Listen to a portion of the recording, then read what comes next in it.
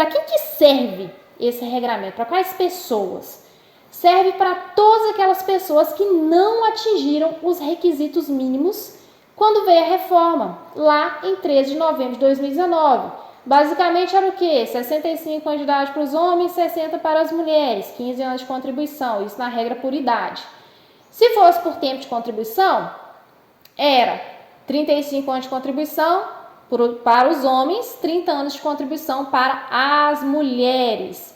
Esses eram os principais requisitos. Não atingiu de jeito nenhum, você já pagava o INSS antes da reforma e você acaba entrando em uma dessas 6 regras de transição que eu citei aqui, né? Então vamos lá.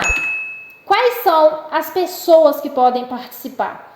Nós temos os segurados obrigatórios e os facultativos, que não conseguiram se aposentar nos regramentos antigos, nas aposentadorias antigas.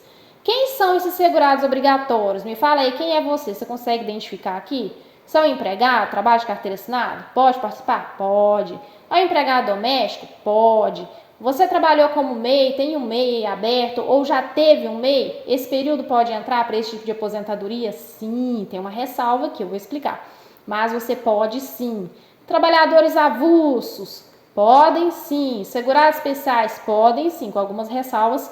Mas todas essas pessoas aqui podem sim participar desse tipo de aposentadoria, que é um tipo de aposentadoria por tempo de contribuição, tá? Então fique bem claro isso aqui para vocês. Para os casos das pessoas que pagam por conta própria, é o caso aqui do contribuinte individual ou os MEIs, essas pessoas podem pagar o INSS em alíquotas diferenciadas. Não vai ser o tema dessa aula aqui hoje, porque senão ela vai ficar muito extensa, mas para que essas pessoas possam participar da regra por pontos ou em uma das aposentadorias por tempo de contribuição, elas precisam estar na alíquota de 20%.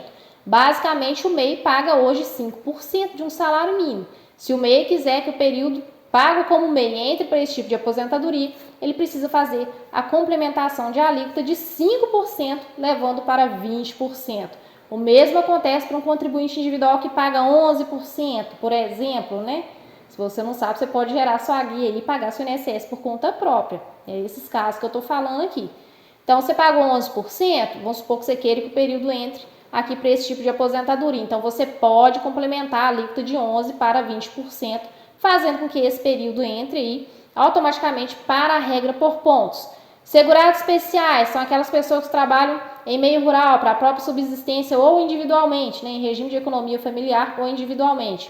Essas pessoas não pagam INSS assim todo mês, né? Elas comprovam que trabalham nessas condições.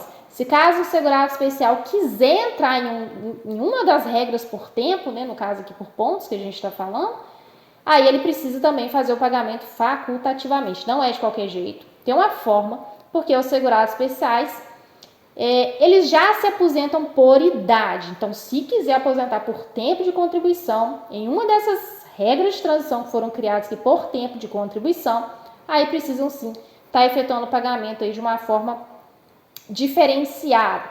Então, são essas formas aqui. Se você quiser entender mais, eu aconselho muito você estudar um pouco mais sobre esse assunto, sobre as alíquotas, que tem tudo a ver com isso aqui que eu estou falando aqui agora. Vai lá, eu vou deixar aqui embaixo um link falando sobre as alíquotas de 5%, 11% e 20%, que cada uma aí pode trazer de benefício para você, né, e que conta aí para a sua aposentadoria, para você ficar por dentro. Agora, quais são os segurados? Quem são os segurados facultativos? São aqueles maiores de 16 anos que pagam o INSS por conta própria, mas eles não têm obrigatoriedade de pagar igual os segurados obrigatórios. Os obrigatórios, essa turma toda que eu citei aqui, eles precisam pagar o INSS, eles não têm para onde correr, porque senão a Receita Federal vai bater na porta. Então não tem como correr, é obrigatório. Quem trabalha de carteira assinada já desconta na folha de pagamento, para vocês terem ideia. Agora, o facultativo é um tipo de segurado que não tem nenhum vínculo empregatício, ele não trabalha por conta própria, ele não se enquadra em um segurado obrigatório. Ele pode estar morando fora do Brasil, às vezes uma dona de casa, né, está trabalhando em casa, cuidando dos filhos, né, do marido. Desempregados, quem está recebendo seguro-desemprego, né, estudantes, bolsistas. Essas pessoas aqui que não estão com nenhum vínculo ativo de trabalho, de recebendo uma remuneração, elas podem pagar seu INSS de forma facultativa, que é o geramento da GUI por conta própria, eu também tenho um vídeo falando somente sobre essa questão dos segurados obrigatórios e os facultativos, que são todas essas pessoas que são os contribuintes, vamos falar assim, eles podem e devem pagar seu INSS para alcançar aí os benefícios previdenciários, não só a aposentadoria, mas basicamente são essas pessoas aqui. E quais são os requisitos para esse tipo de aposentadoria? Bom, para os homens são 35 anos de contribuição, então a gente continua com o tempo de contribuição igual era lá antes da reforma, né? 180 meses de carência e uma pontuação mínima. O que acontece? Antes da reforma já existia a regra por pontos. Essa regra já existia lá, até a data 3 de novembro de 2019. Só que era diferente. Às vezes você está aí vendo esse vídeo e fala, ah, não, mas peraí, isso aqui já existia, não é uma regra de transição. Já existia. Ela é uma ramificação da aposentadoria exclusiva por tempo de contribuição, né? Mas aqui dá uma oportunidade de somar pontuação e aposentar mais cedo, vamos falar assim, ganha mais, né? Consegue ganhar um pouco mais aí nesse regramento.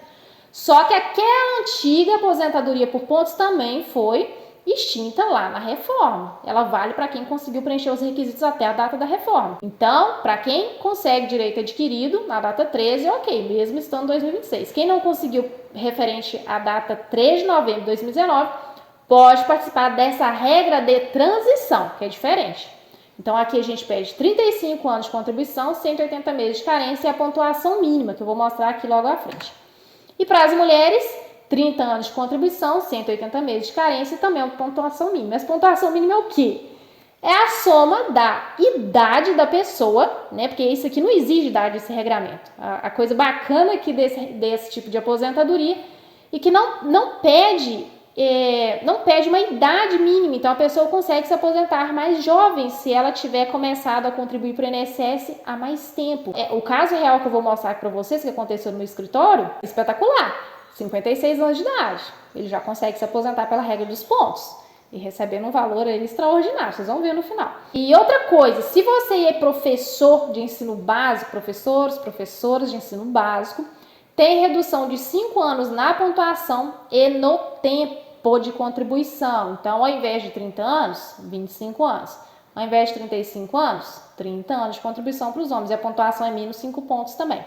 E a pontuação é a soma da idade com o seu tempo total de contribuição. Lembrando que a carência mínima é um requisito muito importante. Tem gente que nunca ouviu falar de carência. Eu aconselho muito que você entenda o que é a carência, porque é uma coisa muito séria. Se você pode preencher todos os requisitos, se não tiver carência, o INSS não vai conceder benefício. Também vou deixar um vídeo aqui embaixo falando somente sobre esse regramento aí da carência. Então, o que acontece aqui com a pontuação? Além dos requisitos mínimos que eu acabei de citar aqui, né, agora para 2026, os próximos anos aí, né, até que aconteça uma reforma, para as mulheres hoje estão precisando de 93 pontos, né, tá vendo aqui, ó, 2026, 93 pontos. E a cada ano que se passa vai aumentando um ponto, até que se atinja 100 pontos a partir de 2033. Para vocês terem ideia, lá na data da reforma, lá em dezembro, até dezembro de 2019, precisava apenas de 86 pontos. Então está fazendo uma transição até que um dia chegue a 100 pontos a partir de 2033. Para os homens é a mesma dinâmica, 96 pontos até dezembro de 2019, sendo que agora em 2026 está pedindo 103 pontos. E vai chegar a 105 pontos a partir de 2028. Eu falo que essa regra aqui é a regra do cachorro correndo atrás do próprio rabo. Sabe por quê?